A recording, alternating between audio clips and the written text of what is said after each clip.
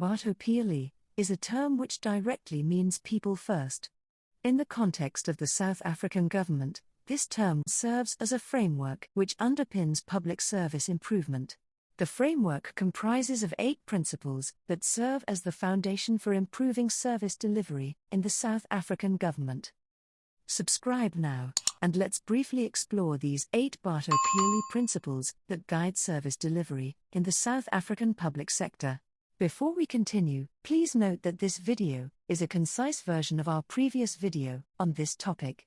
So, if you're interested in learning more, we encourage you to watch the full video. We'll leave a link in the description section below. We'll also pin the link in the comments section. Without wasting any more time, let's get into today's video, starting with the first principle, which is consultation. According to this principle, members of the public should be consulted about the level and quality of the public service they receive, and wherever possible, should be given a choice about the service being offered. Public servants should therefore actively engage with members of the public, seeking their input and feedback. Consultation ultimately ensures that policies and services align with the needs of the community. Next up is service standards. This principle states that the public should be told the level and quality of public service they will receive, so that they are aware of what to expect. Establishing clear service standards helps maintain consistency and quality. This principle essentially maintains that the South African public deserve reliable, timely, and effective public services. The third principle is courtesy. According to this principle, everyone should be treated with courtesy and consideration. Public servants must therefore treat members of the public with respect, empathy, and kindness. The next principle is access. According to this principle, everyone should have equal access to the services to which they are entitled. Public services should therefore be accessible to all, regardless of socio-economic status or location. Before we continue, we'd like to take a quick moment to ask for your support. If you find this video helpful, please give it a thumbs up by clicking that like button below.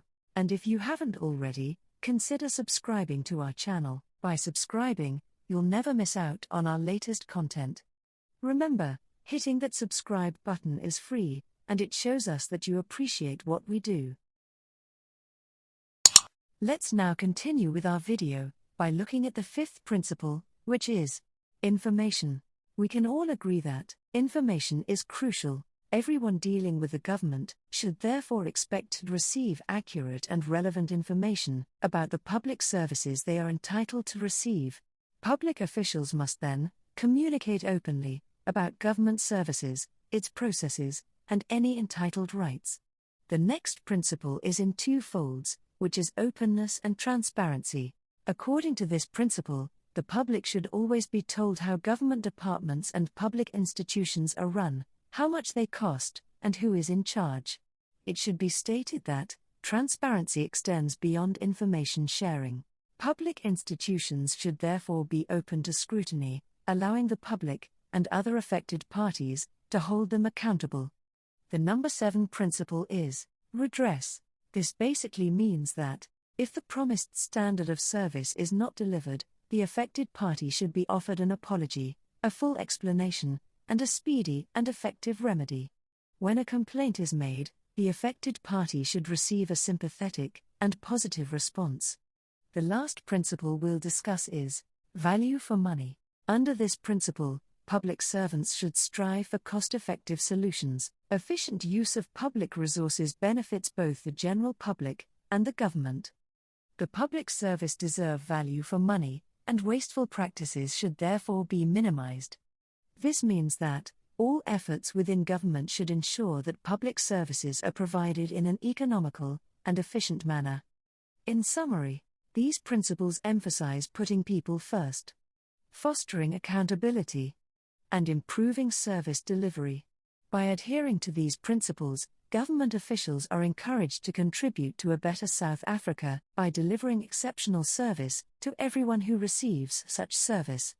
If you are already working in the public sector, or you are considering a career in the South African government, remember that these principles are not just a set of guidelines, They should be taken as a commitment to excellence and a dedication to making a positive and meaningful impact. We've come to the end of our video on the 8 principles of Batho Pele. So, thank you for watching. As previously mentioned, if you're interested in learning more, we encourage you to watch this video. We'll leave the link in the description section below. We'll also pin the link in the comments section. And don't forget to like this video and subscribe to our channel for more content. Kano Consultants. For professional advice you can trust.